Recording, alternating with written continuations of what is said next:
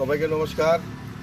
আজকে দুই মোহনপুর মণ্ডল কর্তৃক বনকে বিরোধিতা করে বনদের বিরোধিতায় আজকে যুব মোর্চা সহ বিভিন্ন মণ্ডলের নেতৃত্বাধীন ব্যক্তিত্বের উপস্থিতিতে আজকে আমরা বন বিরোধিতায় অংশগ্রহণ করেছি। আমাদের একটাই উদ্দেশ্য এবং একটাই কাজ। আমাদের উদ্দেশ্য হয়েছে সবকা সাথ সবকা বিকাশ এবং এলাকার তথা রাজ্যের কীভাবে উন্নয়ন করা যায় সেদিকে সজাগ দৃষ্টিভঙ্গি রেখে আমাদের সরকার এবং আমাদের মাননীয় মন্ত্রী মহোদয় এগুচ্ছে।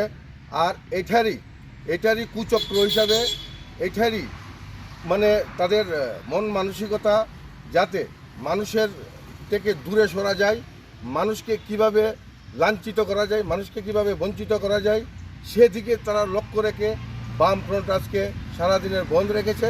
মোহনপুর এলাকাবাসী এবং মোহনপুরের সাধারণ মানুষ সেই বনকে প্রত্যাখ্যান করেছে এবং বন্ধের যাতে দোকানপাট অফিস আদালত থেকে শুরু করে সব যাতে খোলা থাকে, আমরা আজ এক বর্ণাঢ্য বাইক র্যালির মাধ্যমে আমরা সেটাই জানান দিতে চাই।